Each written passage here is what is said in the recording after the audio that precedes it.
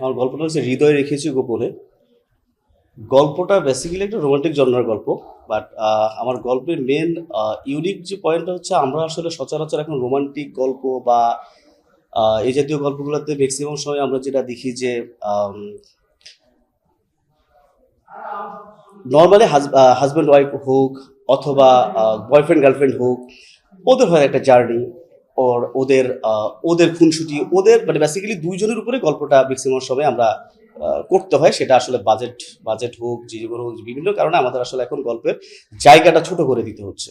But আমার এই গল্পের মেন জায়গাটা হচ্ছে আমি আসলে এটা একটা রোমান্টিক গল্পের পাশাপাশি একটা ফ্যামিলি ড্রামাও দিতে চাচ্ছি দর্শকদের জন্য।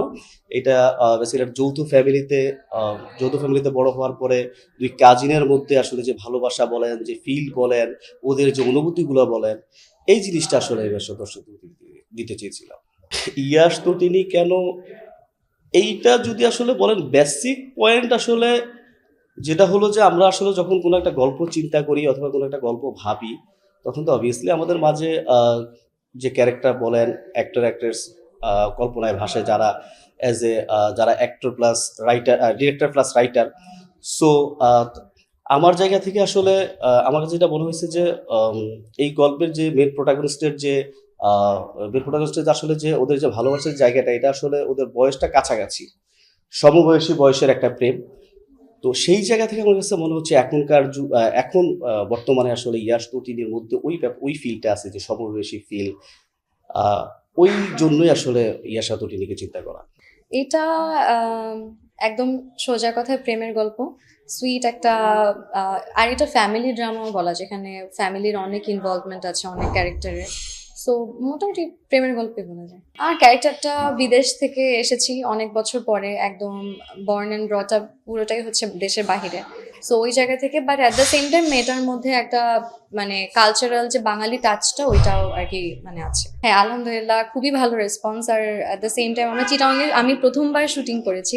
সো আমি খুবই ইন্টারেস্টেড ছিলাম, চিটাং শহরটা আমার পার্সোনালি খুব পছন্দ।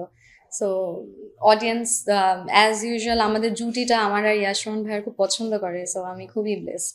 আমি মনে করি যে আমাদের 80s থেকে মানে হুমায়ুন আহমেদের বিটিভির সেই ফ্যামিলি ড্রামাগুলো থেকে এখন পর্যন্ত আমার মনে হয় যে বাংলাদেশের মানুষ ফ্যামিলি ড্রামা দেখতে খুব পছন্দ করে।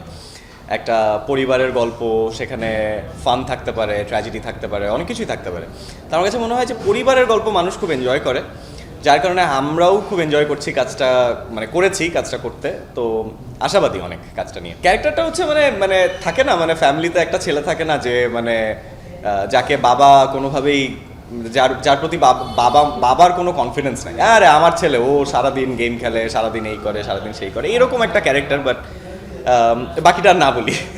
মামুন মাইনের সাথে কাজ আমি তো খুবই পছন্দ করি মাইন ভাইয়ের সাথে কাজ করতে, কিন্তু কাকতালীয়ভাবে আমাদের প্রথম কাজ হয়েছিল গত বছর রোজার ঈদে, এবং সেকেন্ড কাজটা হচ্ছে অলমোস্ট 1 বছর পরে। তো আমি এই শুটিং শুরু করার পর থেকে আমাকে মাইন ভাই খালি এসে খোঁচাচ্ছে, ইয়াশ তুমি আমাকে কেন অপছন্দ করো, ইয়াশ তুমি আমাকে কেন অপছন্দ করো, ঠিক আছে। আমি মানে বাট কাকতালীয়ভাবে সেটা, but I really enjoy working with Mahmud mine, and এই শুটিংটাও আমি খুবই এনজয় করে করেছি। কাজ তো করা ঈদের জন্য, এবং আশাবাদী আমরা এই ঈদেই পাবো। বাট এখন তো আসলে স্পন্সর জড়িত আসলে অনেক ঝামেলা থাকে, যেই জন্য আসলে এখন আমি বললাম যে আমার ঈদেই আসবে। তো স্পন্সর জড়িত ঝামেলা থাকতে পারে, আমার টেকনিক্যাল প্রবলেম হইতে পারে।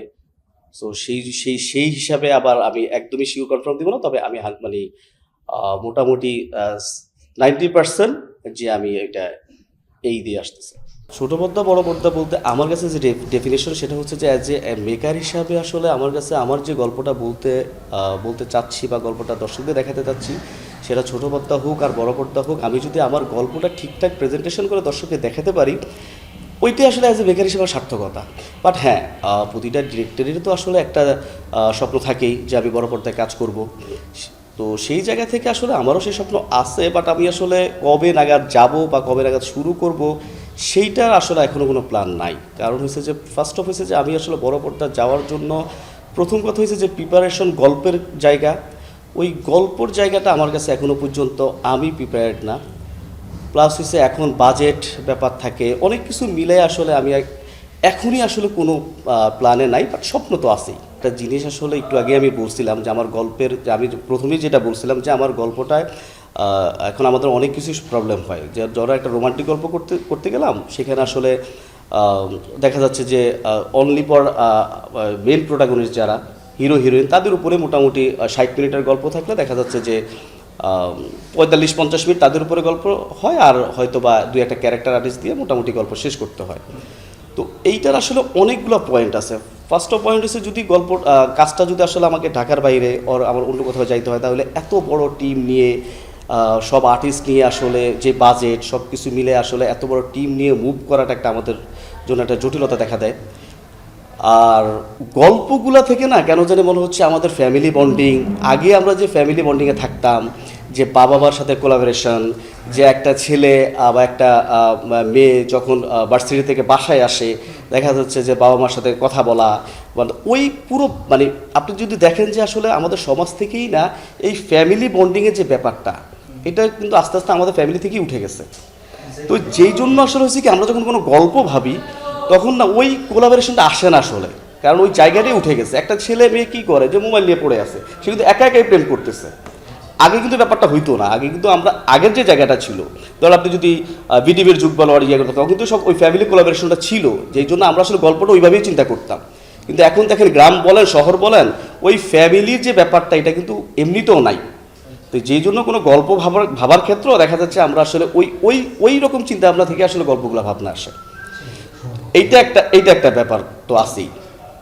আপনি বাজেট সমস্যার কথা বলছিলেন। ও আরেকটা কথা একটু বলি। হ্যাঁ, এইটা ঠিক যে মানে সিনিয়র আর্টিস্টের কথা একটু বলি, যেহেতু মানে ব্যাপারটা উনাদের একটা অবজেকশন থাকে, তো সেই জায়গা থেকে এইটাও আসলে আমাদের উচিত যে উনাদের মানে উনাদের সাথে মিলিয়ে মানে উনাদেরকেও আসলে অ্যাডজাস্ট করে হয়তো আমরা মানে আমাদের এখন তো বর্তমানে ডিরেক্টর অভাব নাই বা নাটকও তো কম হচ্ছে না, তো হয়তো যদি মিডিয়া ইন্ডাস্ট্রিতে 50টা নাটক হয়, সেখানে আমরা চাইলে 5টা গল্প কিন্তু উনাদের নিয়ে করতেই পারি। গল্প ভাবনা যাই হোক না কেন উনাদের নিয়েও 5টা গল্প ভাবনা ভাবতেই পারি। আপনি যদি বাইরের ইন্ডাস্ট্রি থাকেন তারা কিন্তু ঠিকই কিন্তু সিনিয়র আর্টিস্ট নিয়ে কাজ করতেছে। সো আমরাও চাইলে গল্প ভাবনার ক্ষেত্রে 50টার মধ্যে 10টা তাদের নিয়ে ভাবতেই পারি।